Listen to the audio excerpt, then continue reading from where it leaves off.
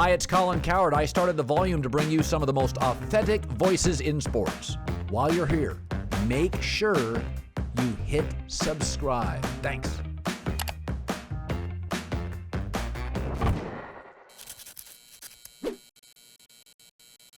Did you ever think that your career would be in professional wrestling? No, never.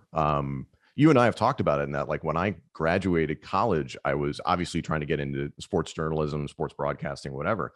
And a job lead came up for WWE, and I was like, oh, okay. And like, I was like, I was like into the video games, and I'd watched the show when I was a kid and stuff. So I was like, all right. I'm like, like any guy out of college, I was like, I need a job. Like, I remember applying to the Billings Mustangs baseball team out in Montana and getting to like the second round of interviews. And then like a week later, the WWE job posting came up, and I was like, might as well try that too. So, but like, I can't even begin to describe how lucky I got. 23 years old, and to be there for close to 9 years and learn what I learned in that time. It's why I think that I can do anything. It's why I believe I can do anything. So I'm really excited, not just about what Impact offers me in terms of the schedule is fantastic. It just gives me flexibility to do things like the podcast, and I'm already doing about Penn State football, a passion of mine, and other things in sports. I'm desperately wanting to get into voiceover work because I think I have a deep voice, so that might work. Helps, but yeah. I would love to do VO work for video games,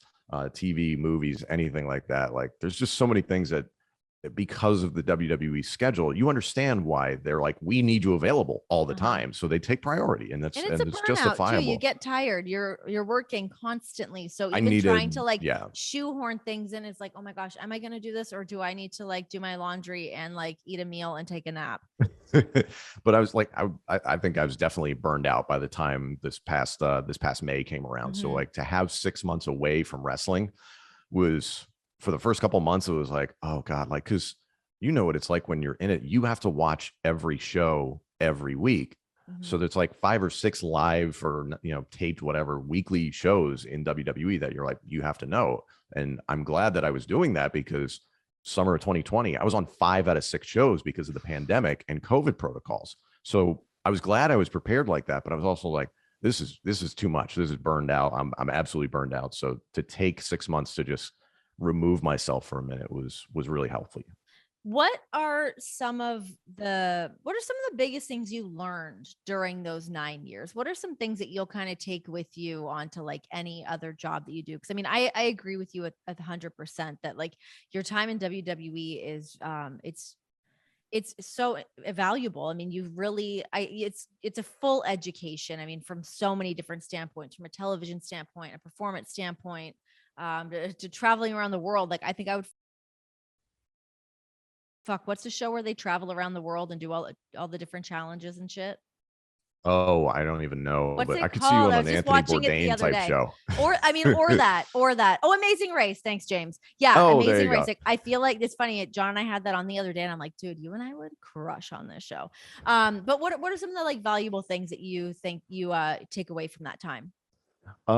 Michael Cole certainly impressed upon me, just having like clean broadcast, because I admire everything that he's able to do, and just, he never makes it seem like something's wrong with a broadcast. He completely has control. So that was something I really tried to get good at. I'm still working on as things go by in my career.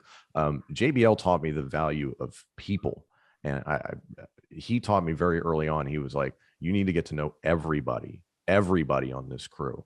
And some of the guys that I got closest with are not people that are on camera, people that, civilians have no idea who they are. And those were the guys that, when the chips were down in the course of a show or something like that, had your back and would support you if things were rough or something like that. Who are your guys? Who are some of your guys that you're talking about? My best friend is Tamario Thomas. That's my boy. I love T so much. I miss that guy. I love T.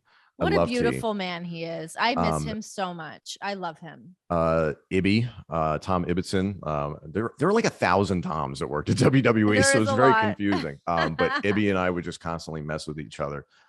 Prof in the production office, or TV office, whatever the hell it was. Just, I can't, there are a million people, but just even like Berkeley Ottman Tony Chimmel when he was still there, Marty Miller, like just a million Marty, people yeah. that's like just supported you. Like Marty especially looked out for me like from day one, because we were just flying out of the same airport. We grew up in a similar zip code. He was just like, I got you. Like Marty's like an uncle to me. Yeah, So he's it's the just best. you develop a family in this world. Like, you know what it's like. You're on the road and it's like that becomes your family. It's the best. Not to conjure up tears from you, but how hard is it being away from these people all the time now? I mean, we spend so much time, like you said. I mean, we spend more time with these people than we do our own families, and that was the thing that I found was really hard, was removing myself from that and being like, hey, career wise, I want to go do all these things and I want to get the wheels in motion and I have all these dreams and aspirations, but at the same time, I'm like, oh my god, my people.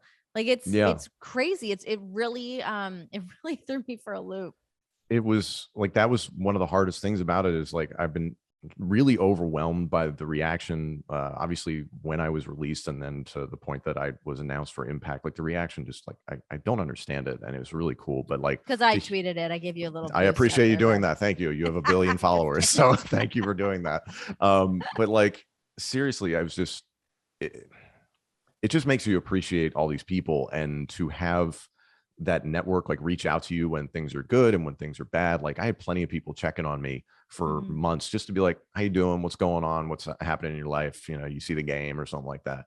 So when I left, it was just like, oh, that doesn't mean you stop having a relationship with these people, but you understand the relationships that are the most valuable that you get from that. And that's not a knock against anybody.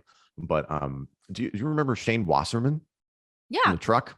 Yeah. Shane Wasserman, and I've got to wear it on a podcast. He sent me a t-shirt for Christmas because I had seen him one time. I'm a Pennsylvania guy. So he had a t-shirt on one time at an NXT taping that said, I miss Wegmans.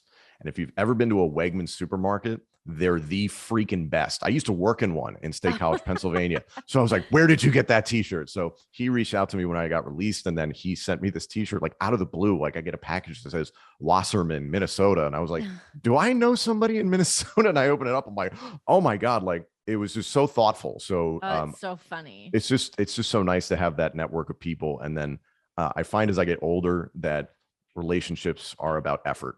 And I try to put in a lot of effort with the people that are super important to me. And I find you get that back. Yeah, absolutely. No, you're right. It's funny realizing how much work actually does go into a relationship, and like time goes by fast. Like I find myself sometimes I feel like I'm fucking drowning, where I'm like taking care of my baby and I'm doing this thing, I'm doing this thing. And I'm like, oh my God, I don't want to like let these relationships slip between the cracks. And all of a sudden, I was going to say, yeah, it's the weird. last time you and I saw each other regularly, you were Sans baby.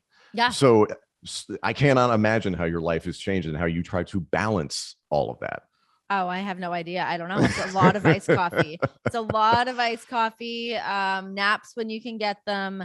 But yeah, it's crazy. I mean, like, it's interesting just when like life changes and you pivot and like things just start to look a little bit different, and doing the same thing for the last 8-9 years. And it was great. There was, there's the ups and the downs with everything, but that's just how your life is at that time. And now that it's not, and it's like this new thing, it's just so funny. I find coming up for like a breath of fresh air and being like, hey, who am I now? What do I do? Like it's just such a different perspective, I find.